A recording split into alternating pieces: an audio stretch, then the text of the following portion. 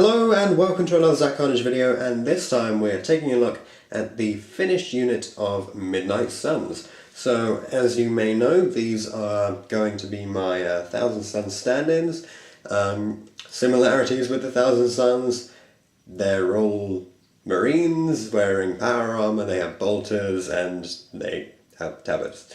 But other than that, physically, they're pretty much very different. So the backstory for these guys is that they're sort of like a split-off group from the Dark Cloud, my main army that all survived this terrible Holocaust thing.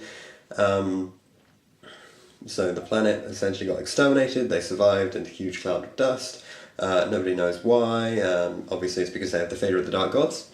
And these guys are the guys who, according to Fluff, you would only really ever see them at night time. So they're sort of like vampire Chaos Space Marines, in that they only come out at night, they like to feed off the flesh of their victims, and they're sort of obsessed with the blood and gore of battle.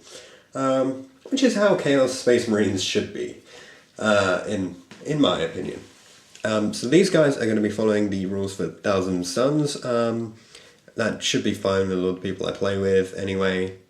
It just means that I don't actually have to buy my own Thousand Suns, and I don't think I have the capability to sculpt all the heads from green stuff. I don't think I'd be able to do that myself. And I wanted a bit of variation, had some bits lying around, especially for this guy.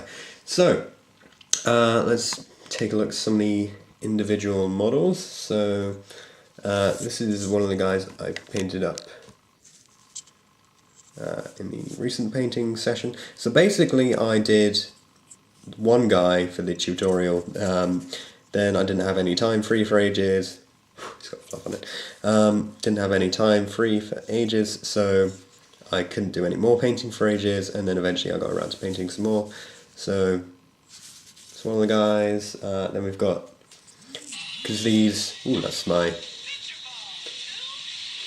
sorry about that, that's my phone going off. This is a Space Marine that was donated. All of these guys were donated to me, and they were in alright condition. I mean, a lot of them were pretty messed up, and they had kind of weird paint schemes, but I've kind of tried to fix most of them.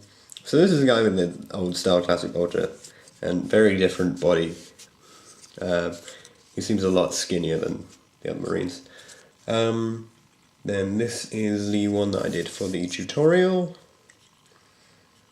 He probably looks better than the others just because I did them for a tutorial, and the rest of them kind of had to be rushed. So you can see they've got the brown of my main army on most body panels. They got the red of the Midnight Suns, indicating which limb they used to massacre their opponents with most, or which part of their body. The red tabard and the red spines of the backpack. It's just one more before we go to the big guy. And for the tabards, when you're sculpting tabards, you don't want thumb or fingerprints on them. So what I did was I took a sheet of the plastic used to encase the green stuff, and I actually squeezed the green stuff between, so I had the plastic on my finger and plastic on my thumb, and I squeezed it between them, and that way you don't get the imprint of your thumb on the tabard, and then you can just sort of stretch it with some tools, and it should turn out okay.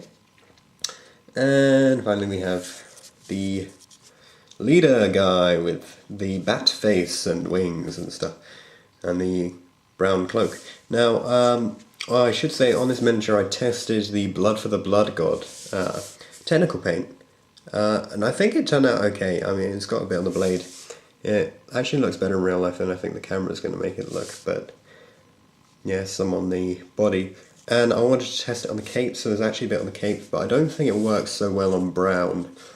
I think if I use it again, I'll have to be testing it on like a white or a blank-ish cape, because it doesn't really show up very well. It just sort of glints a little bit in the light, and I don't think that's really the effect I wanted. But it turned out okay. You might be able to see the eyes of the skull are actually bleeding, and the blood drips down on the inside of the horns all the way. And yeah, so this guy likes to stamp on people apparently, and just sort of shoulder them. Yeah, I like to imagine that this guy, being the leader, he's one of the more aggressive, so he sort of cuts people down. That's why hand is red, so he uses this hand with a chainsaw to kill people a lot. Or he like knocks them to the ground, stamps on the head. That's why he's got the red style boots and the classic backpack. And these the wings and the face were taken from a little bat which I got with all of this stuff. So this is one of the recycled models as well, and it's just a little conversion, a little bit of green stuff, a little bit of glue, and some cutting. So, as always, thanks for watching this video. If you've got any comments or suggestions that you have about these guys, don't forget you can always leave it in the comment section down below. Don't forget to like this video and subscribe, and I'll see you all in the next one.